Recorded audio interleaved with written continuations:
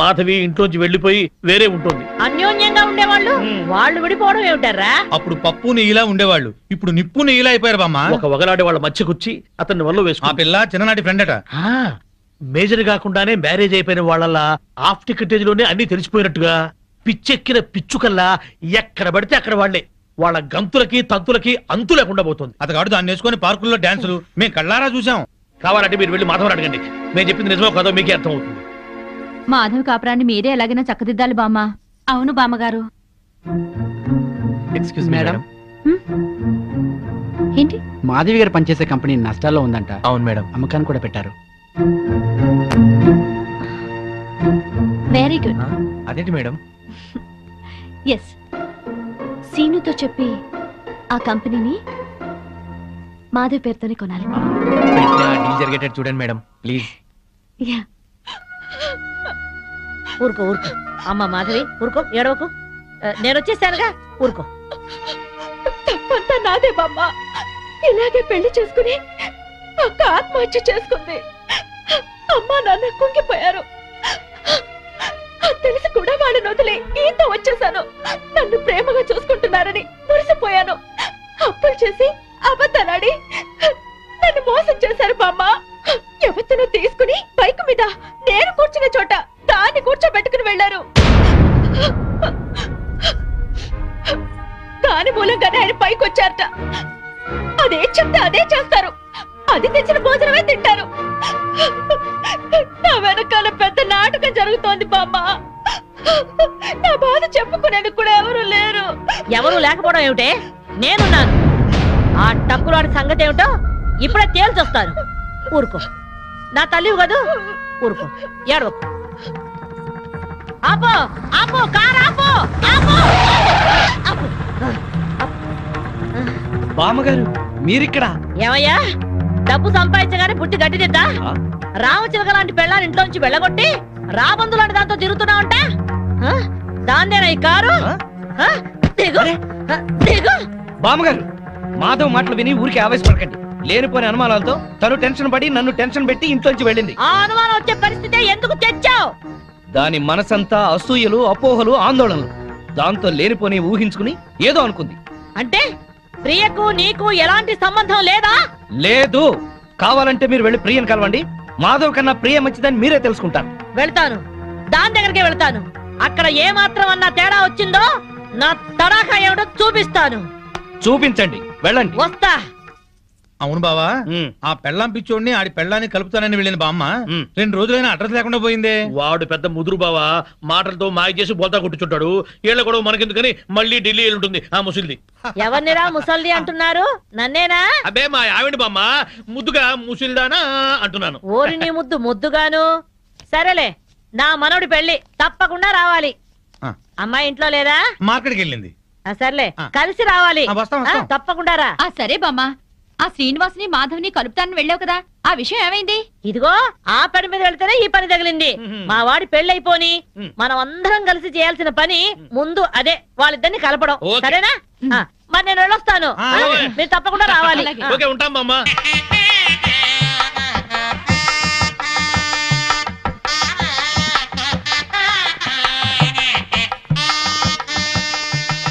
మాధవి బాగున్నావా?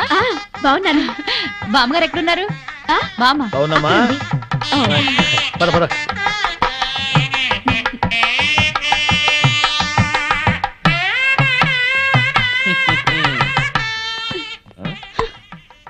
పెళ్లికొచ్చిన అతిథులను గౌరవించటం సంప్రదాయం.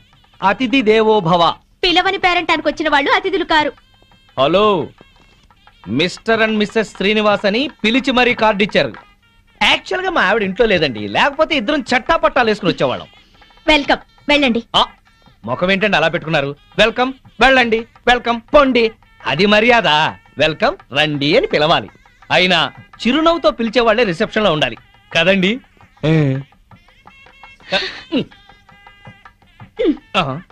వెల్కమ్, వెళ్ళండి. అబ్బా, అదే కొంచెం సాఫ్ట్ గా చెప్తే చాలా బాగుండేది. ఆ మాధవి శ్రీనివాస్ ఇక్కడే ఉన్నారు.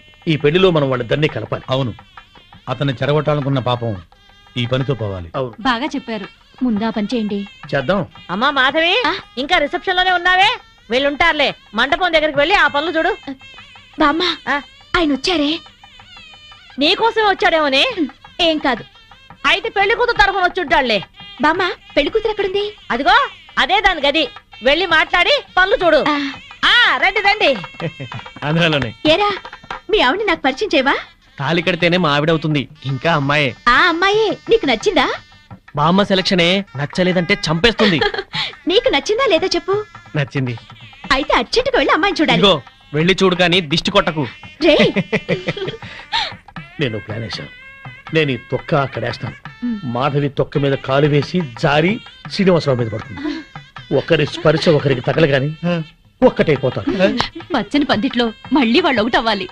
తొందరగా తొక్కయి బావా, తొక్కి జారి పడుద్ది. వాడు అనుకున్నాడు, వాడి దెబ్బ నేను కొట్టేటప్పటికి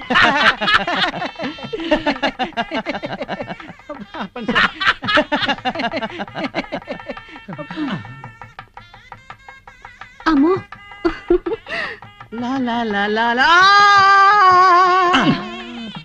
ఆ తొక్క మాధవి దొక్కుతుంది అనుకుంటే వీడు దొక్కాడు. తొక్కి నారదీయాలి వీడిని. అక్కడికి ఎందుకు వెళ్ళాడు వెధవా?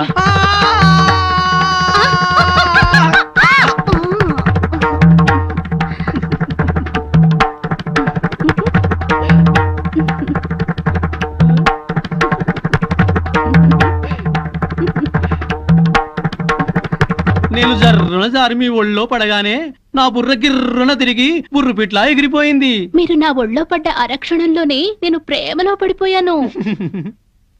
నాకు సిగ్గెక్కువ, లేపుకెళ్ళిపోమని అడగలేకపోతున్నాను. నాకు మొహమాటం ఎక్కువ, లేచిపోదాను రా అని చెప్పలేకపోతున్నాను. నువ్వు నా ప్రేమ సునామీ. నువ్వు నా లవ్ ఎర్త్క్వేక్.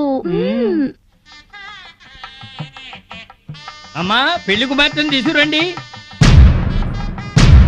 ఆ డ్రింకే గానీ కూల్ డ్రింక్ తాగి చాలా ఎదురువయ్యా, పెళ్లి కూతురు ఆ ఎర్ర పిల్లలా లేదు? నాకు అదే అనుమానంగా ఉంది. అనుమానం లేదు, ఆ అమ్మాయే. మాధవి చూస్తే బ్యాండ్ మేడమే.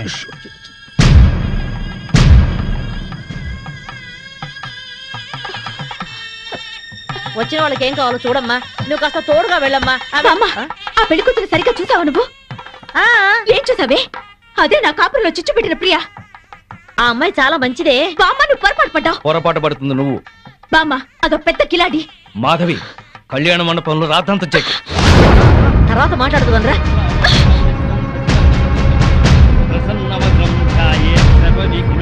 ఆనంద్, లేరా. ఇలాంటి మంచివాడిని పెళ్లి చేసుకునే అర్హత నీకు లేదు. అక్క ఏంటిది? రేయ్, దీన్ని నువ్వు పెళ్లి చేసుకోవద్దు. మాధవి, నీ మూర్ఖత్వంతో పేట్ల మీద పెళ్లి జరగొట్టు. దీన్ని పెళ్లి చేసుకుంటే వీడి జీవితం నాశనం అవుతుంది. నోరు ముయ్. లేనిపోని అపోహలు పోయి నీకు నువ్వుగా నాకు దూరం అయ్యావు. ఇప్పుడు ఈ పెళ్లి కూడా అలాగే జరగొడతావా? రేయ్, ఇది నా కాపురంలో చిచ్చు పెట్టిందిరా. దీని మూలంగానే ఈ నాకు దూరం అయ్యారు. రా మాధవి, అది ఇంకెవరినో చేసుకుంటే నాకెందుకు లేని ఊరుకునేదాన్ని. నిన్ను చేసుకుంటుంది కనుక నేను చెప్పాల్సి వచ్చింది. ఆ అమ్మాయి మంచిది కాదురా. నువ్వు ఆగరా.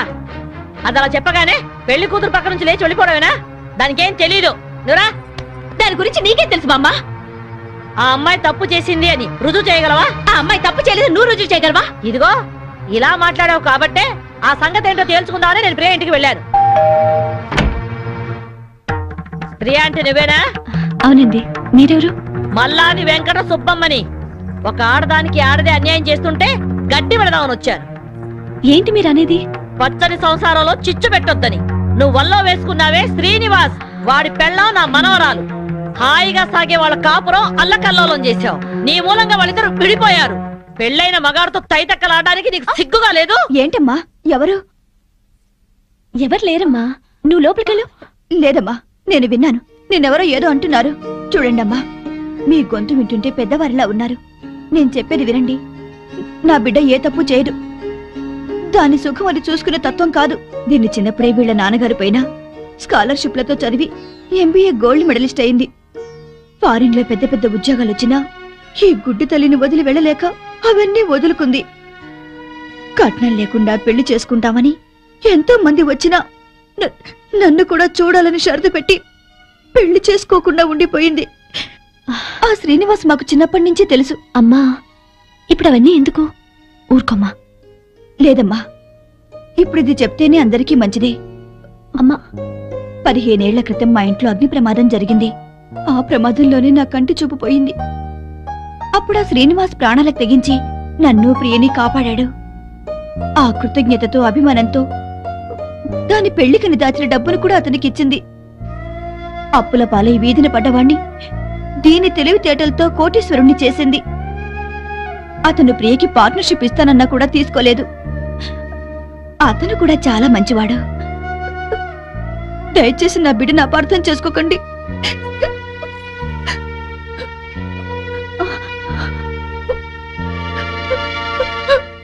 ఇంత సలక్షణమైన పిల్ల నా మనవడికి దొరకాలని అందరి దేవుళ్లకు మొక్కుకున్నాను.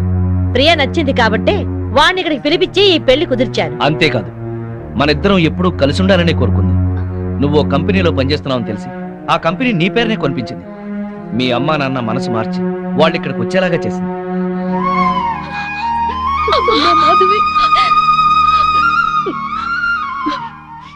ఆ అమ్మాయి చాలా మంచిదే. మిమ్మల్ని కలపాలని నీ గురించి శ్రీనివాస్ గురించి చెప్పింది. ఆ అమ్మాయి నీకు చెల్లెలు లాంటిది, ఇంకే ఆలోచనలో పెట్టుకో.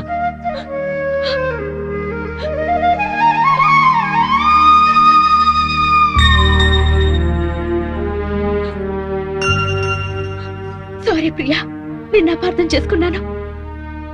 నన్ను క్షమించు. అక్కని చెల్లెలు క్షమించటం ఏంటి? అందరూ కలిసి ఉండాలనుకున్నాను, కలుసుకున్నా.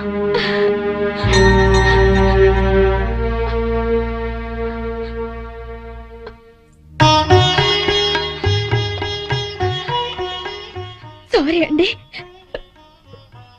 నన్ను క్షమించండి. నో, నేను నీ నుంచి ఆశించేది సారీలు క్షమాపణలు కాదు. Love love I love you.